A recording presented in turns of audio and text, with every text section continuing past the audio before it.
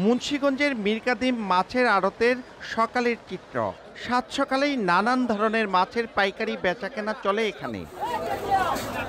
অন্যান্য মাছের পাশাপাশি এখানে ইলিশের সরবরাহ বেশ উল্লেখ করার মতো। বাজারে মাছটির দাম সপ্তাহ না পেরোতেই বেড়েছে কেজি প্রতি 400 টাকা। চড়া দামে ক্ষুব্ধ ক্রেতারা। 800 টাকা কেজি মাছ আপনার হলো 100-150 গ্রাম ওজন ওয়েট, আর যেটা আপনার 1 কেজি ওয়েট এটা 700 টাকা কেজি চাই হইলো, তাহলে তো আমরা তো এরা সম্ভব না খাওয়া। এত মাছের দাম এই সিন্ডিকেটটা ভাঙা দরকার, না ভাঙালে আমাদের মধ্যবিত্ততে কিনা খাওয়া কষ্ট হয়ে যাবে। ইলিশ মাছ যেখান থেকে আসে ওখান থেকে সিন্ডিকেট করে অন্য জায়গায় দিয়ে দেয়। এদিকে ইলিশ ছাড়াও রুই, আইড়, বোয়াল, শোল, পাঙ্গাস, শিং ও কই সহ দেশি প্রজাতির মাছের পর্যাপ্ত সরবরাহ থাকলেও দাম বেশি। তবে চিংড়িতে নিষিদ্ধ জেলি ও শিং মাছে কাপড়ের রং মেশানোর অভিযোগ করেছেন ক্রেতারা। অর্ধেক পাউডারে দ্বিগুণ উজ্জ্বলতা।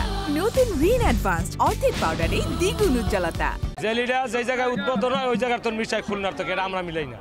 হঠাৎ মাছের দাম বেড়ে যাওয়ার কারণ হিসেবে আড়তদারদের দাবি, নদী ও সাগরে ইলিশ ধরা পড়ছে কম। এবার সাগরের থেকে মাছ উঠতে পারে না মিঠা পানিতে, যার কারণে আমাদের এখানে মাছ কম হইতেছে। এই জন্য ইলিশ মাছের দাম অনেক অত্যন্ত বেশি দাম, যেটা খরিদ্দারে বা পাইকাররা কিনে নিয়েও এই দামে বেচতে পারতেছে না। শত বছর ধরে চলে আসা এই মাছের হাটে প্রায় 4000 মানুষের কর্মসংস্থান। জেলার সর্ববৃহৎ প্রতিদিনের এই হাটে মাছ আসে অন্তত 15 জেলা থেকে, আর 2 থেকে 3 ঘন্টায় বিক্রি হয় প্রায় কোটি টাকার মাছ। মুন্সিগঞ্জের মীরকাদিম থেকে নাসির উদ্দিন উজ্জ্বল, সময় সংবাদ।